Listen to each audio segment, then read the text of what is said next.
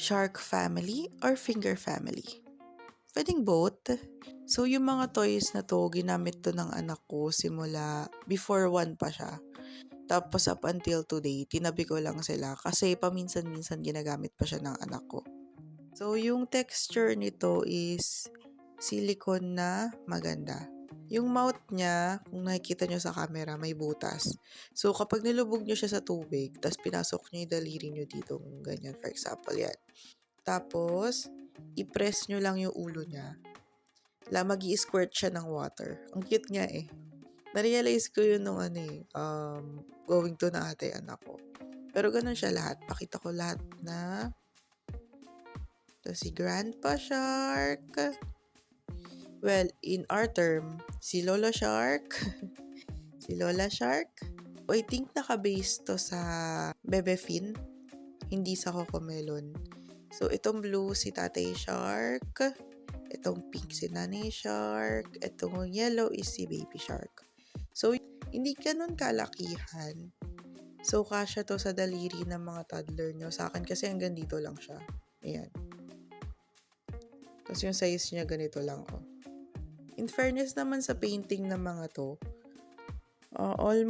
yung shark, almost 2 years na sa akin to. Itong finger family, magwa 1 year pa lang ata. Okay pa naman yung painting nila, matibay pa. Tapos wala pa siyang lumot. Ano ba yun yung lumot kapag nababasa? Wala namang ganun.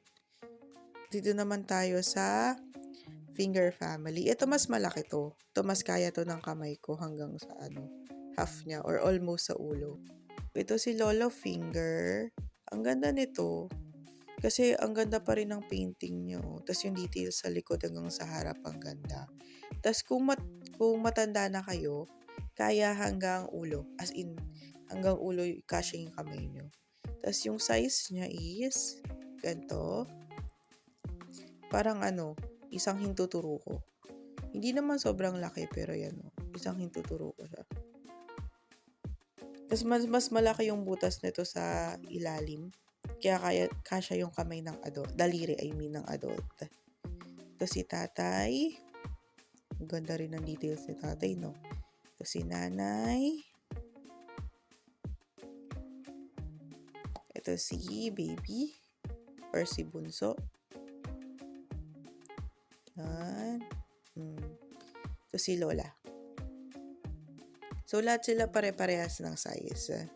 Tapos, syempre, silicone din to. Tapos, pwede rin siya mabasa.